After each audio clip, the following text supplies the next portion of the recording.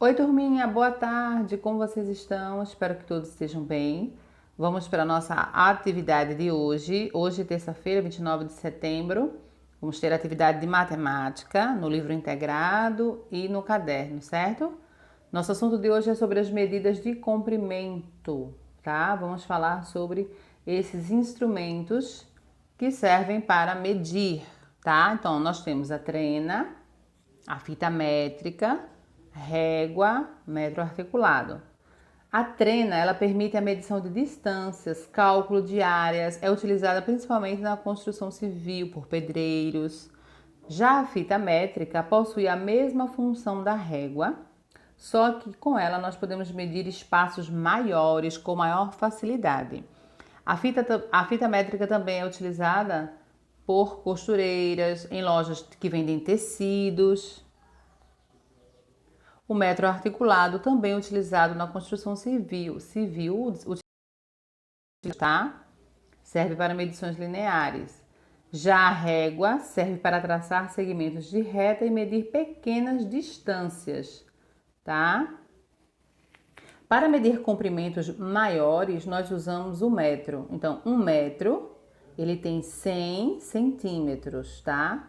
Então, um metro corresponde a 100 centímetros.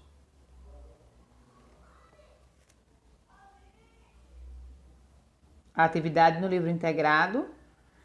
Então, você sabe que o metro, ele é utilizado para medir o comprimento, a largura ou a altura de várias coisas, como tecidos, os móveis, as salas, etc. Então, observe alguns instrumentos que utilizamos para medir o comprimento, como tinha explicado para vocês. A régua, a trena, o metro articulado, a fita métrica. Qual desses instrumentos você escolheria para medir o comprimento de um dos lados da sala, o comprimento do seu braço, a distância da sua carteira ao banheiro da escola, a capa de seu livro? A régua também é um instrumento de medida de comprimento, ela é dividida em partes iguais. Cada uma é chamada de centímetro, que a gente abrevia por cm, tá?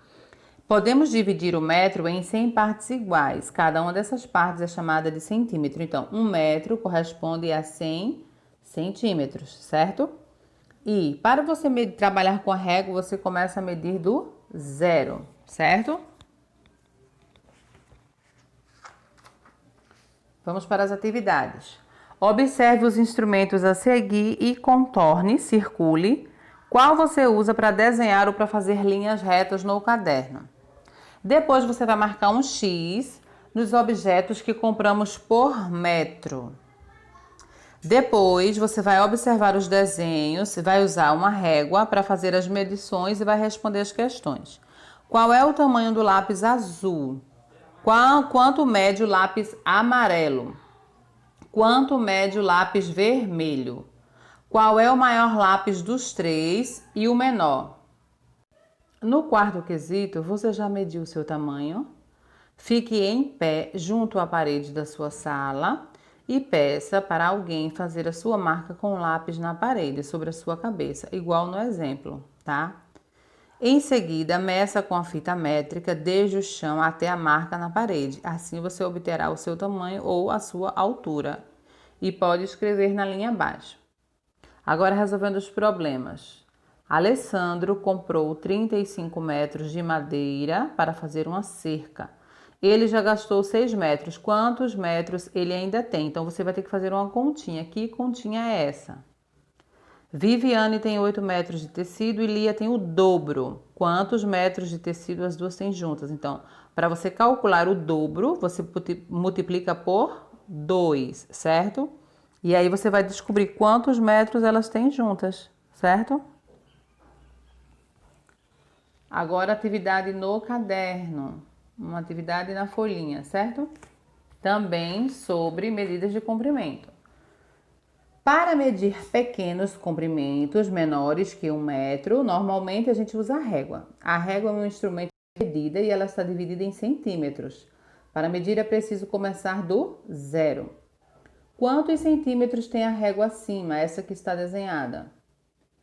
O risco maior no meio entre um número e outro indica o quê? 1 centímetro